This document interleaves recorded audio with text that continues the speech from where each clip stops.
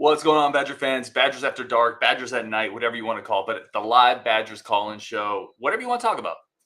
As a fan base, let's talk about basketball. Carter Gilmore getting another year. Let's go. That's what we should be talking about. Carter Gilmore getting another year, but also Klesmit, Crowl. Let's talk Rutgers. Let's talk about it all on today's episode of Locked On Badgers. Let's have some fun with it, and let's go. You are Locked On Badgers, your daily podcast on the Wisconsin Badgers. Part of the Locked On Podcast Network, your team every day. What is going on, Badger fans? Welcome to Locked On Badgers. Get Justin on here over at the Bucky Report live show. So if you guys want to call in, I put the link. It's on Twitter. It's up on the Discord. Again, we're doing this really just to talk about Carter Gilmore getting another year, Justin, if anybody wants to dial in. You ready? I'm ready. Let's do this. All right, where do we want to start? Where do you want to start? Do you want to talk basketball, Rutgers? We're going to cycle through. I see Robert's in the queue, Curtis, Bernie Bango, John P. was in there earlier. So wherever you guys want to take this on the call-in show, that's where we're going. Let's start with Rutgers. How are you feeling about tomorrow, Ryan? How are you feeling? I feel better and better the closer I get to this game. And I feel like not to be too full of myself, because that's a recipe to like backfire really quickly. I think I've had a good read on Wisconsin this year. I think they're going to beat Rutgers pretty easily. I restate that I think this is the worst quarterback we've played. Rutgers fans push back on that. He's completing 53% of his passes. That's outside the top. And it's not for high attempts either, is it? Like, so from an efficiency standpoint, he's not good even with the low completion percentage. It'd be one thing if like you're averaging 8 yards per attempt and you're 53%. Agreed. It's not like he's hitting shock plays where he's, gashing the other team for deep shots. He's just not good. Great. I'm not worried. I'm not worried about it. Now listen, with that being said, anybody can beat anybody in the Big Ten any given day. Like Wisconsin has to play a good game. We just have more room for error. The realistic part of this is that Wisconsin is capable of beating you either in the air or on the ground. If we have to throw for 275 yards and a couple of touchdowns, we're capable of doing that. Have we played that way? Like, we could have more touchdown passes if we'd be more aggressive with the passing game in the red zone, I think. We just haven't forced that because the running game has been working in that situation. And we've actually had some pretty long runs that have actually broken too in some of these games. Now, I will say this, the offense overall, like, we've had a pretty easy time moving down the field in a lot of these games. Like, it's inconsistent, but we have a tendency to every game get into a rhythm for periods of time where it's just like boom, boom, boom, boom. It just goes right down the field. And that's something that most of these other teams don't have. And that's why I look at the West and this Rutgers team, and it's like watching old Wisconsin. They have to grind and everything has to work really well on a drive in order for them to cash in at the end. And if something goes wrong, like they have a procedural penalty or a hold or whatever, the drive is just going to stalemate because they don't have that ability to make up to when they get behind the chains. And Wisconsin has some of that now. Like, they have the ability to attack you through the air a little bit. If they want to throw 3 straight times, they can. That's something in the old days they really couldn't do. Yeah, I agree with that. Ryan Eilers says Wisconsin 42-17. All right, let's go through some of the people calling in. When you jump on the show, you got to have your camera on because otherwise I don't know what's in your background. I need people to have shirts on for the most part, but I don't know what flags you may have flying. You just have your camera on. And then whatever. I didn't know you were going to enforce a dress code, man. Come on. Listen, it's a light one on a Friday night. Let's get Robert Swartzen in the show. Robert, what's going on, man? Oh, I added Playmaker. Robert, you're up next. What's up, Playmaker? What's up, guys? I had to get a shirt on, just so I didn't know I was going to be second. Looks like you. Yeah. So in terms of background, I got Madison in the background. I don't know if you can see. You got the stadium skyline over there. Capitol over there. So, no, I'm doing good. How you guys? Good, man. What's your feel? First of all, that is a hell of a background. That's the best background of. Yeah. So it's story behind this is my sister's a third-year law student, and she's throwing the cane tomorrow. As part of the homecoming thing. So my whole family's in town, and so we're at the game tomorrow. The whole family's in town.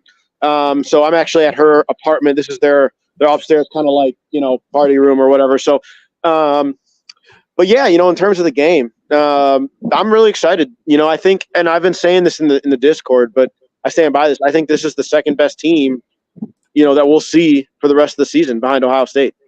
I genuinely believe that. And when I look, when you look down the line of the teams that are coming up,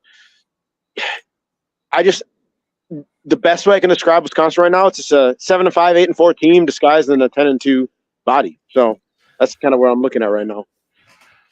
Yeah, because it's the schedule. Now I think 7-5, they're probably better than that, but it has holes, and the fact that the schedule they're playing is going to prop it up. I don't know what we are, and I'll say this because we really we've had one game where we played a really good team in Washington State, and 3 games where we really weren't pushed. So we had some issues in those games, but it wasn't like the games were particularly close. So it's not like we were in high, stress situations in a lot of these games where it's like we had to make things happen. We pretty much closed most of these games out heading into the fourth quarter.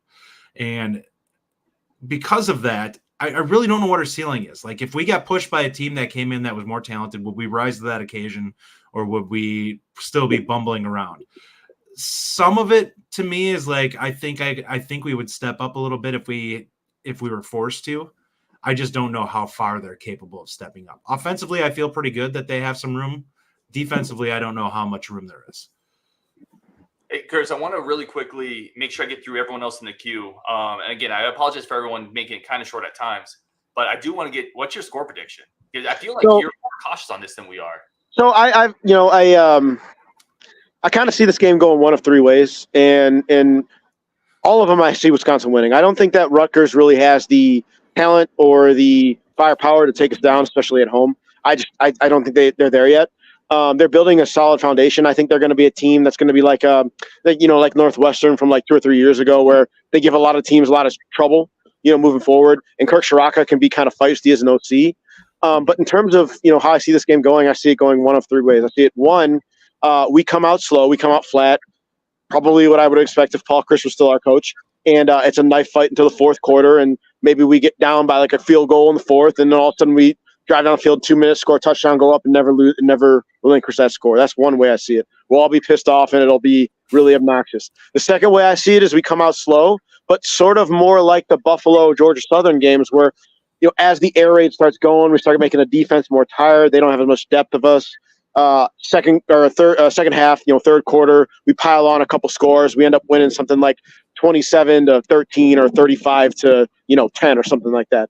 And then the last way I see it, which is what I hope and I think we're building towards, I don't know if you guys rewatched the Purdue game, but watch that first kickoff. Watch the energy level that our kickoff unit came off with. I mean, they punted or kicked it, landed at the 0-yard line. Our coverage team was already down there. They hit him at the 10. They dropped him at the 13. Guys were punching at the ball, trying to take it out and run in the end zone. Like, that was a different level of energy I've ever seen a Badger team start with. If we start like that tomorrow, get up 1, 2, 3 scores, this team is going to be forced to pass. Rutgers, that is. They can't do that. Yeah. I don't think they have the men to break even man defense from us, and we're going to absolutely obliterate them. And I think we win 42-17 or 42-5, like Ryan Eilers talked about. So that's kind of how I see this game going. It's one of 3 things. I don't think we're going to lose. I just don't think Rutgers has people for it. By the way, we are not giving up a safety. No. You pick a score at the end, my friend, because Ryan Eilers is about to get on you. He said, "This isn't scoregami. You got to pick a score." So, all right, I'm gonna stay optimistic then. Ryan, I'm with you, man. 42-17. I love it. 42-10. I don't think they get 2 scores. I love it. All right, man. Thank you so much for dialing in. Let's talk tomorrow on the post-game show or in the subtext for sure. See you guys. All right, later, man. All right, let's get Robert in. Robert, what's up, man? What's going on? Oh, gotta get. You're muted. Yeah, there you go. He unmuted me. That was me. All right. That was me. Yeah, no, it's good. But no, doing good. Just getting ready for this game tomorrow. So, and then, the point before, I think something that I noticed in the Washington State game was Washington State, every time that ball was on the ground in a scrum, they always picked the ball up. And I thought that was interesting. And one of the reasons that I think they got the Ches call there. So I just thought that was interesting and almost wondering why more teams don't do that. But so that one was interesting. But yeah, no, score prediction, I got 38-17. So, okay. Well, I mean, we have a habit of doing that, so that's not a bad one to choose. Yeah, well, Vakos has got to get his field goal in. I called for two of them. I said 34-17. So yeah. I feel like it always gets dangerous when all Badger fans start thinking. I feel like we're pretty aligned now. It's like 35-17, 38-17, 42-10. This record, I will say this, and I think Wisconsin wins this game relatively easily. I will say this: if Rutgers is able, and Rashid talked about this too, if he's able in the first couple drives if they're able to establish some momentum on the ground, if we're not able to tackle, that to me is going to be a sign that this game is going to be closer than we think it should be. Yeah. I think it's an interesting game. We get to see how much of a scheme matters in terms of our run defense this year in this game, because we're just not going to be threatened in the passing game. We're just not. Like, if they can make it to 200 yards, that's a good day for them. And versus most of the teams that we've played up to this point, that's like the minimum that they typically throw for. So that shows you the difference. Like, they're not efficient. They're not going to really push it down the field on us. So you're going to have guys, if these guys basically come downhill to the ball, we should be fine in run defense, because that is going to be what Rutgers wants to do. And then on the flip side, for us, I 100% believe that Rutgers is going to come downhill and try to shut down our run game. Their goal is going to be prove that you can beat us through the air, because we saw what Washington State did. And if that's the way we can throw you off your game and make you pass when you want to establish the run, then so be it. We made the mistake of not adjusting quick enough in that game, and it cost us. In this game, we have to make the jump right away. At the first drive, if they're run blitzing like crazy, we have to switch it up and be like, all right, back them off. We got to make them earn this if they're going to. Yeah, you have to go over the top. And that's just something that Rutgers hasn't been able to do this year. Justin, you talked about that. They're not completing a high percentage of passes and not pushing it deep. I just think it's a perfect opportunity to walk those safeties up. We're going to bring Bernie Bango in next. Robert, thank you so much, man. Talk tomorrow on the post-game show if you're around. All right, sounds good. And yeah, if Muma wants to keep his job, he better stop the run there. So otherwise we'll see Chaney real quick. Thanks, guys. No, thank you, Robert. That's a great point, Justin. Like, this is a big Muma game. Let's bring Bernie in, because Bernie had something specific with the rush. Bernie, can I put your chat up here? Your question up here? For sure. What changes do the Badgers do to shore up the run defense? And, I think, we just talked about one of them. Muma's got to play better. Yeah. Where are you calling from, man? Well, he's got to play though, right? Because in Purdue, he hardly played. He fits this game better. It's just Rutgers is not going to spread us out. They're not going to be throwing to the edges. It's going to be basically more of a traditional run game, a la playing Minnesota or Iowa. So he'll be in there for this. Yeah, and Purdue average was over 6 yards a carry last week. So obviously Muma's going to be in there more. But what other changes or schemes are we putting into place to make sure? Rutgers runs the ball 65% of their plays, so we know it's coming. Do you bring Hunter up to the line? I'm just curious to see what we do to try to fix that. I think we're going to see a fair amount of run blitzing, to be honest, in this game. I think if we're not able to stop them with our regular sets, we're going to start sending guys to start trying to throw things off with their offensive line and just mess with their blocking and try to blow plays up before they get it, because that's kind of what this type of offenses or defense is meant to do. It's meant to cause kind of some chaos in what the offensive scheme is trying to accomplish and throw things off. Right. So that's most likely what we'll try to do to kind of, they're not a team that's really going to attack behind our linebackers. And I don't even know. Do they have a tight end that's really, not that I haven't heard anything. Like, they have anybody that you really have to worry about kind of breaking into the middle there and being a problem. No, and listen, I would say this too, like, this is not a dynamic Rutgers offense, right? So you're coming off a bye for a Badgers team. They've been drilling the inside linebacker, the middle linebackers, the angles, the run fits. That's been a big point of emphasis, the tackling. I think Wohler's going to live in the box. Badger and Bournemouth in the comments said Wohler's 15 tackles. So I think that's a big part of it. They're going to put extra people in the box and say, Gavin Wimsatt, if you can beat us deep, you win the game in Madison. But I don't think he can. So It's a great question, Bernie. By the way, you're getting all sorts of love for your setup here. What was this? Bernie's with the setup. This is the Church of Cheese. So I live in an old church, and I turned the sanctuary into an art studio. It's also my podcast studio. Oh, nice. So if you find me on TikTok or Instagram, I pray to the football gods every weekend. I pray for the Badgers. I pray for the Packers. It's just a good time. It's a sense of humor. I understand the game. I have a passion for it, but I am a bit goofy. I got a few screws loose in the head, and like to have a good time. Why are you in our Discord? I feel like we need you in the Discord. I need to get Discord back. Okay. Yeah, I had it for a while. I was never on your Discord though, so I need to re-download and get in there. I think you would be most welcome in there. Really quick, before you go, 2 things. Well, 3 actually. Thank you for calling in, man. You're great. Thank you. What is your podcast? If you want to share it, if people want to check out what you're doing. I got a podcast. It's called Big Cheese Sports. It's just an independent group of people podcasting, and I talk. I preview, review, predict, debate, dig into anything Wisconsin sports at the college and pro levels. I also started working with a group called Pro Sports Fans. It's an app, and you can. We have like a live stream show. So we've been doing that. I co-host with Robin Adams. So if you're familiar with Robin, he writes for Wisconsin Sports Heroics. Yeah. Me and him have a show on there called Cheesehead Till I'm Dead. And we'll be live streaming on the app during the Monday Night Football game against the Raiders. So I just get into it all, man. I'm a combat veteran. I'm a special education teacher. But this is my true love here is Wisconsin sports. That's awesome, man. Yeah. And thank you for the service. So I appreciate it. If you're in the chat, if you're watching the show, go check out Big Cheese Sports. Go check them out. Give it a follow. Give it a listen. Support the community as always. Score prediction. 34-14, man. It's going to be 17-7 at halftime. It's going to be funny because each team's going to score the same amount in each half. It's going to be 17-7 and a half. We're going to be kind of like, what's going on? I'll take that. We come back out, though. We score 17 more points. They only put up 7. Vacos gets like his 2 touchdowns, like you were saying there, Justin. I mean, it's 2 field goals. Sorry. It's 2 field goals. I think Tanner Mordecai has a couple touchdowns, whether they're in the air or on the ground, I don't know. But, Braylon Allen's going to be our war horse, I think, in the first half. And he's going to have a couple rushing touchdowns and break 100 yards. All right. Works for me. We're here for it. All right, my friend. Thank you so much. Thank you, fellas. Alan again. Yeah. All right. Let's get John on the show. John, you're up next in the queue, and I appreciate the patience for everybody.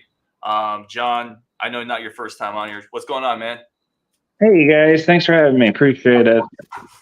I just wanted to talk about kind of expectations. And I think my expectations were pretty high coming into the year. My expectations are still fairly high.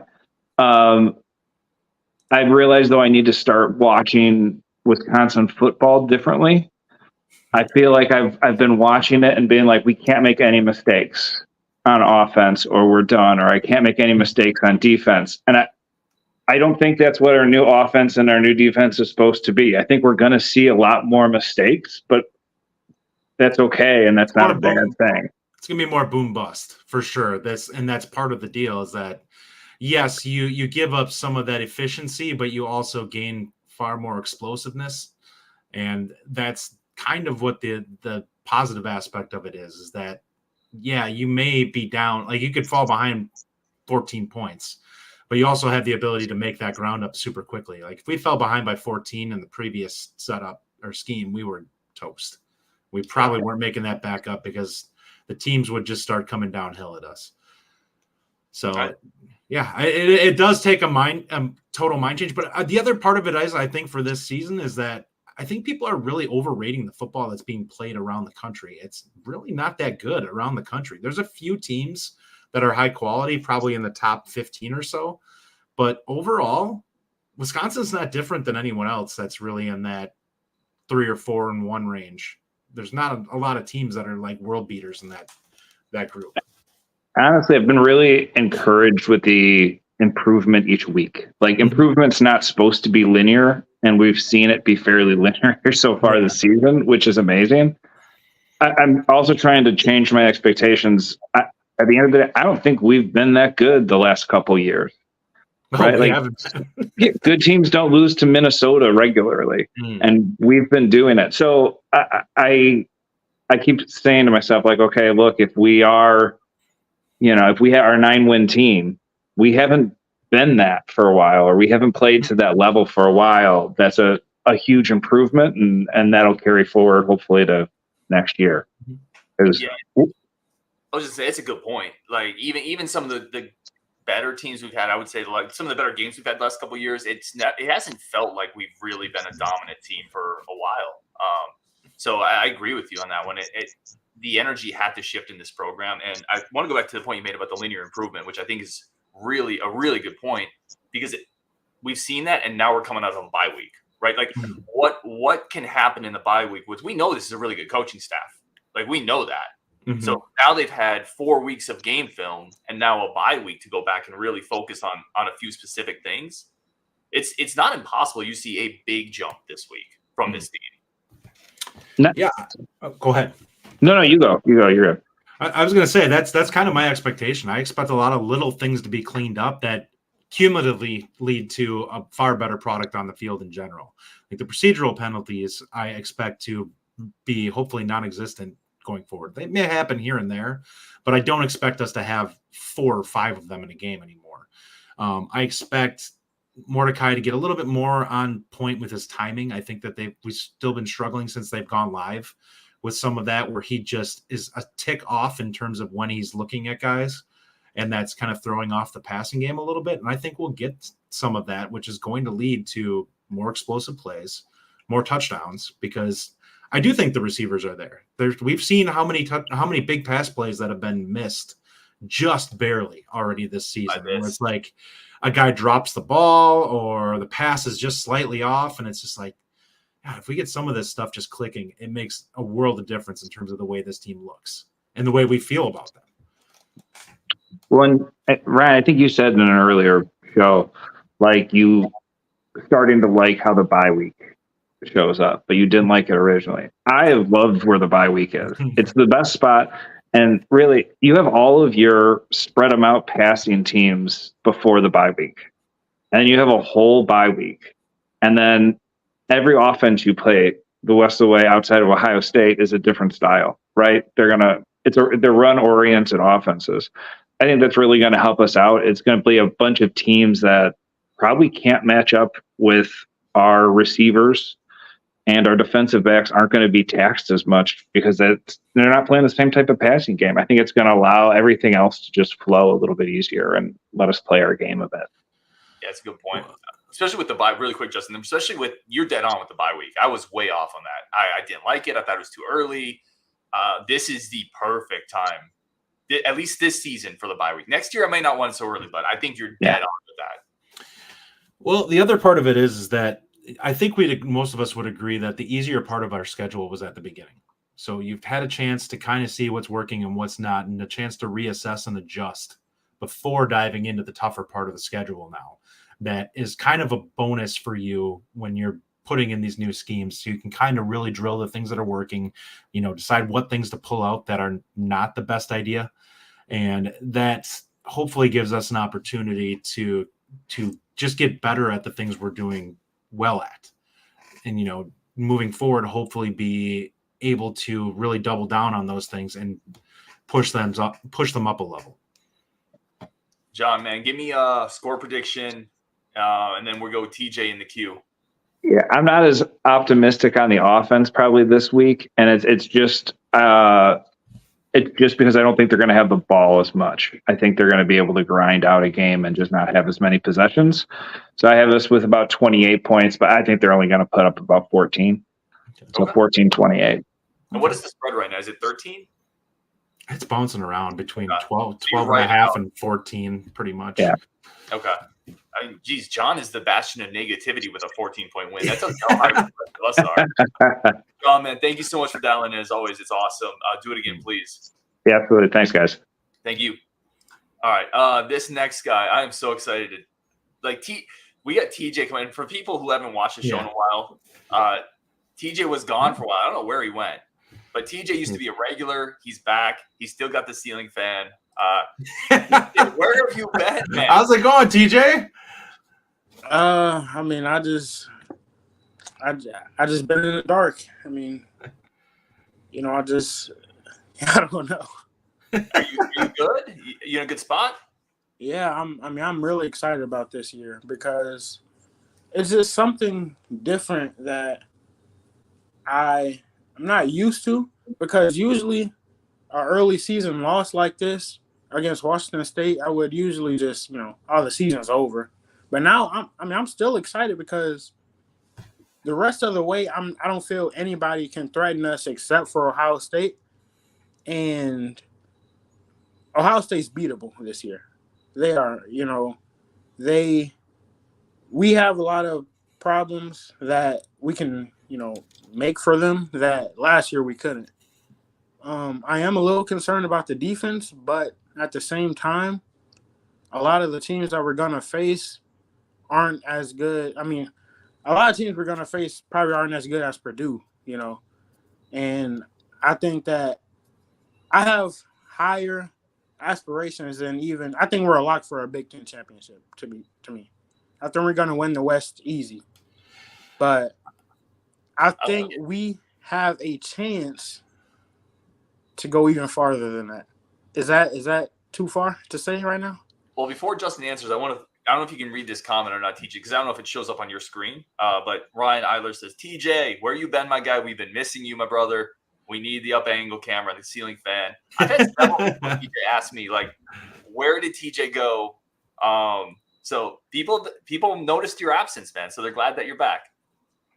Yeah, I'm glad that they notice. For sure.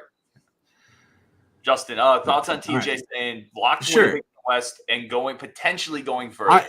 I think what we've seen from the Big Ten West, and this has nothing really to do with Wisconsin, if we don't win the West, then it was a bad showing by us. Like there's not a team that we should lose.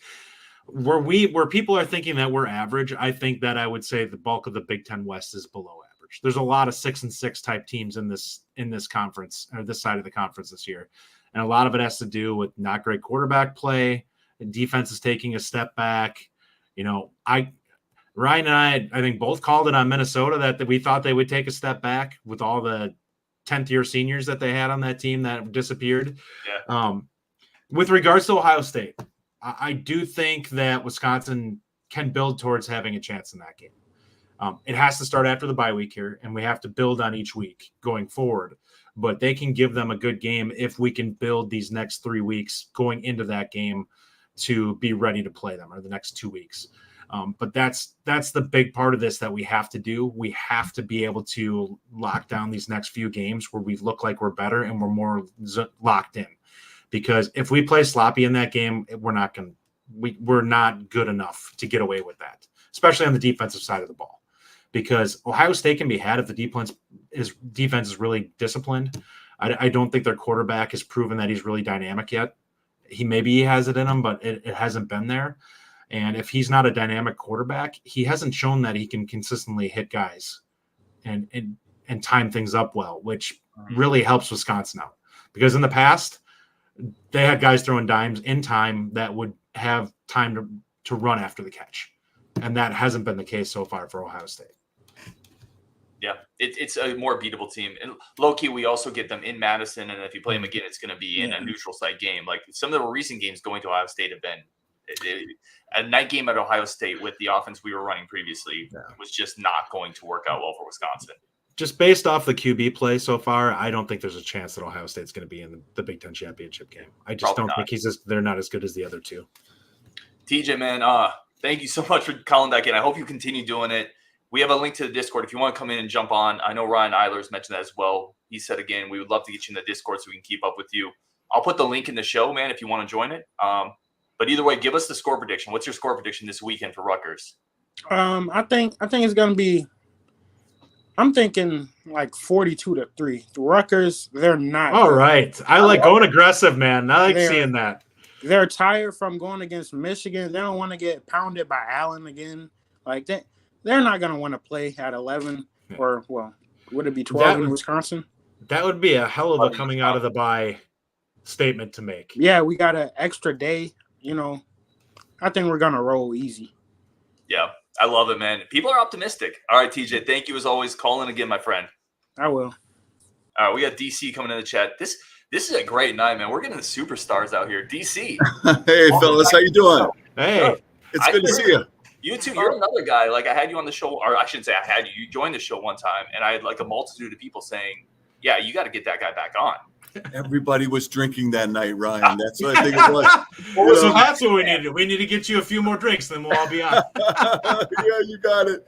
Hey, I'll make it real quick, fellas, and I'm not going to say anything that really doesn't everyone's in that, like you said, Ryan, everyone's in that 30-something range, and the last big fella kind of stealing my thunder because I'm thinking 41. I think that we're going to get into the 40s in this one. I do think that they're going to score a couple touchdowns, though. The one thing I will say is that they got a turnstile at left tackle. He's a big fella, but he has big, heavy feet, and I think that we're going to attack that left side, and we're gonna blitz him. And I like the idea of run blitzing that that was mentioned earlier. I think that's going to happen. One thing they're going to try to do is they're going to really pile up on their defensive line. They're going to bring their linebackers up. And I believe, Ryan, you mentioned we need to hit them over the top in the middle, which I think that we will do. That's where they're going to be soft because they'll show everybody up front. And so they'll try to create chaos with us. But they essentially are playing into our hands. We got big boys that are physical, powerful, and ready to take on that running attack that Rutgers is going to try to throw at us.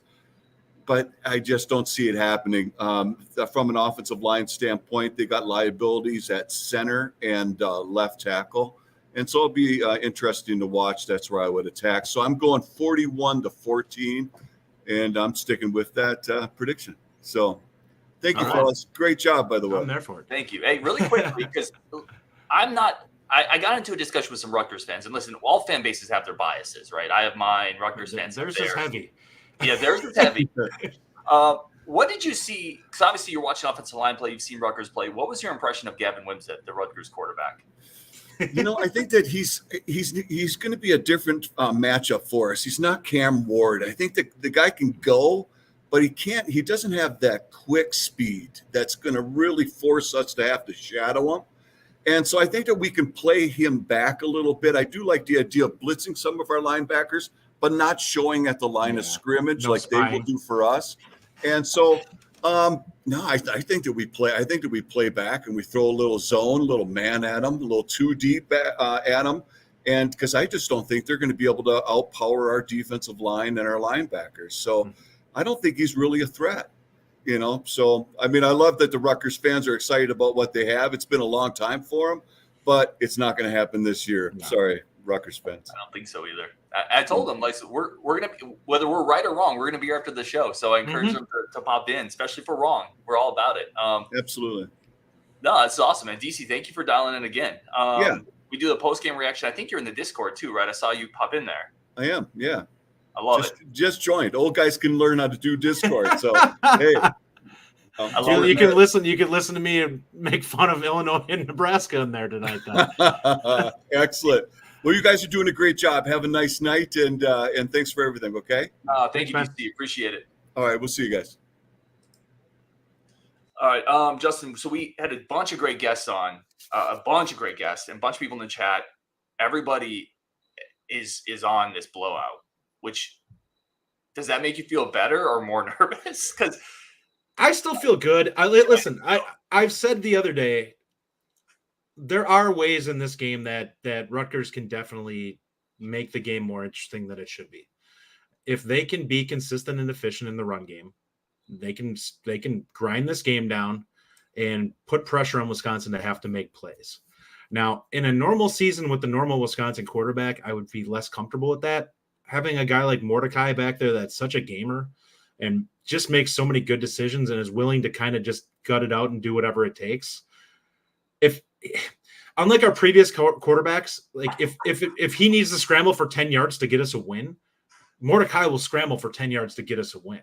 Like that's something that other quarterbacks that we've had in the past over the last 15, 20 years wouldn't do. Like they would just sit there and they'd throw an ill-advised pass into tight coverage. And it was like, green grass in front of you, just go. Yeah. Or trip over your feet. Yeah. Like fall over. Right. Yeah. that mobility is a huge weapon that Mordecai has. And it puts a ton of pressure on the defense because especially now that he's proven that he's willing to run.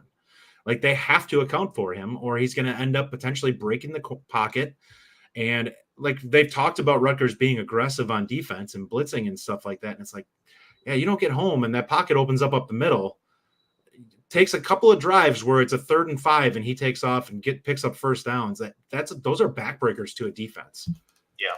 Gianno's aggressive. Like he blitzes. He'll bring people on 3rd down. And listen, Wisconsin has to pick it up. Obviously, like thank you, Captain Obvious. They've had issues there at times. And without Chez Malusi, that running back position is going to be even more important in pass pro. Like that's a big part of this game, right? That pass protection from that running back spot because it's going to be Malusi or it's going to be Allen. It'll be really interesting to see how we attack that. Is it possible we throw a tight end back there or something like that just to mess with it in pass protection and do some interesting things out of that, like an H-back? I thought they would with Rucci, right? Because they've already done it a little bit in games. They'll bring Rucci and they'll bring him after the snap, basically in front of like a personal protector on a punt formation is how they'll use Rucci at times. So they could definitely do that. Listen, Longo's not an idiot. Like he's going to game plan around this, but I do think that running back rotation is going to be interesting. Bo Dragon says OSU is vulnerable. Vulnerable means they'll only beat us by 30. It could be. Listen, I have no feel on that game whatsoever. But the one thing I'll say about Ohio State is I haven't been impressed with them this year. That doesn't mean they won't kick our butt, but I haven't been impressed with them this year. Badger and Bournemouth, if everyone thinks Wisconsin wins big, take Rutgers in the points. That's kind of what I was alluding to earlier. Like, it is kind of scary. You're not wrong. Commandant Klink says, I have it at 27-17, so I'm negative. Yeah, boo that man. I mean, you are. No, we love Commandant, man. He's awesome. I want to go here because we haven't even talked. I do want to at least talk a little basketball. We won't wrap up the show at 36 minutes. You guys are amazing. But Justin, what's the quick thought when you heard Klesmit, Crowl, Carter Gilmore? Sorry, I don't know why I paused right there for a second. Coming back for one more year. To me, a lot of it comes down to, number one, how does it affect recruiting?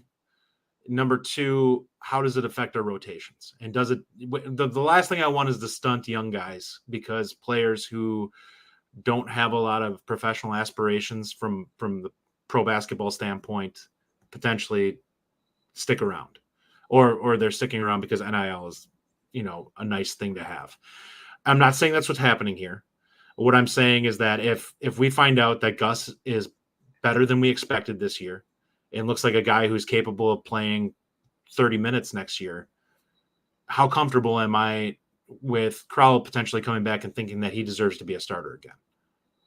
That's where I start to get uncomfortable with it. And it's like, if Gus is better than him, I don't like the idea that we potentially have. And people have said, well, what about Winter? Well, if Winter is who we think he is, he could, if offensively, he may need to be on the floor because he could be our second best offensive player. Like there's both these guys as bigs are capable of being difference makers on the offensive end of the floor. And that's why you don't want to take minutes away from them. I think Winter's the starting 4 next year. Yeah. I think that's where he slots in. I would agree with that 100%. I love it. On the Crowl and Klesmit thing, I love it. From a depth standpoint, it's huge. I love it. Because here's the thing. Your point is valid. If Crowl's coming back, he's going to come back assuming he's a starter. But I think you could break it up where he's a starter and playing 20 minutes and Gus is getting 20 minutes. And now you have 2 really good 5s, potentially. I just think it works because Gus isn't going pro in 2 years either, right? No. So he's not going to transfer if he's getting – I don't want to speak for him, but I don't think he would transfer if he's getting consistent minutes knowing he's going to be the starter the next year. To me, it's not necessarily about minutes. It's more about efficiency. And I just think that Gus is capable of being a more efficient player than Crowl is, based off what we've seen. He's just he's a smoother skill set. So he's a guy that I expect to be more efficient offensively overall. I think he'll be better from the outside.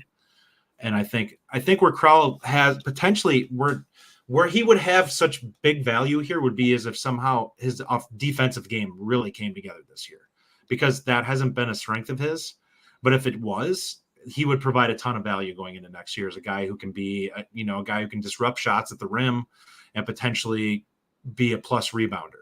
Because Gus is going to be a solid rebounder, I think, but I don't think he's ever going to be a guy who's going to get 10 boards a game. We'll see. I mean, I could be wrong on that, but he's not a super explosive rebounder. He's going to be a positional guy. Yeah, he is. But I'll say this: Crowl is one more thing, and this is the obvious one. But one more thing: he's bigger. right? So it gives you another big body you could throw it. Yeah. Listen, Edie will be gone, but you know Purdue has some other giant friggin' zombie coming out of the cloning factory. Yeah, I was gonna say that. Like you need like a 7-foot dude. The pod that opens up in the closet at the Russian cosmonaut office. So I just think from that standpoint, the two of them give you something different.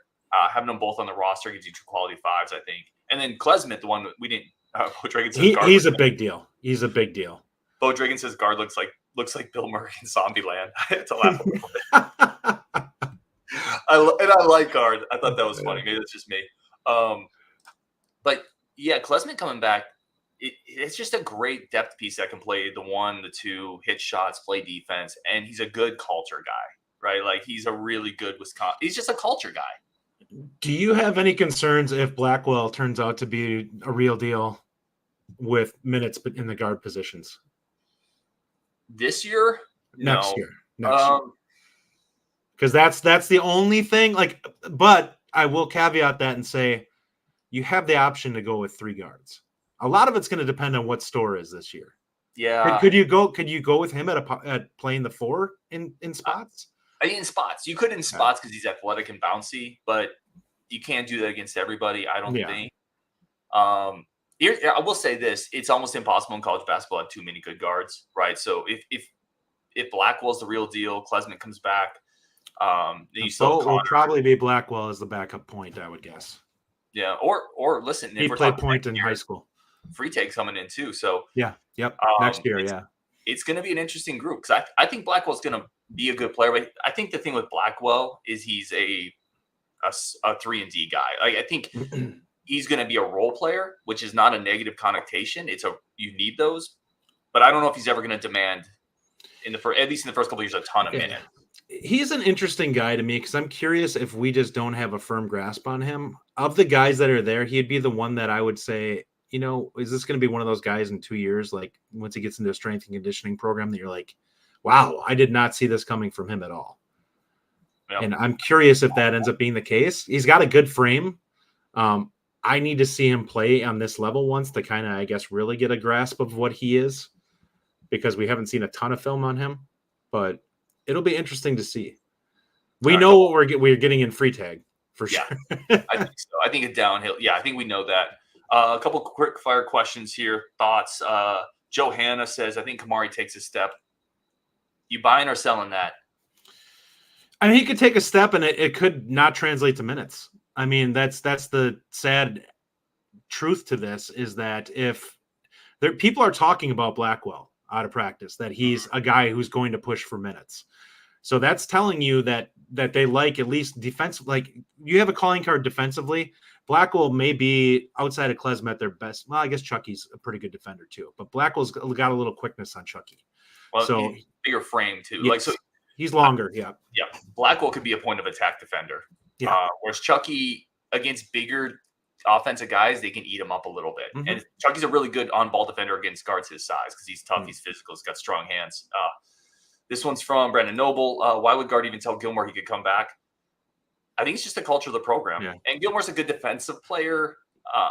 I don't know. Is he coming back on scholarship too? I mean, we have no clue on that. If he's not on scholarship, does it really matter?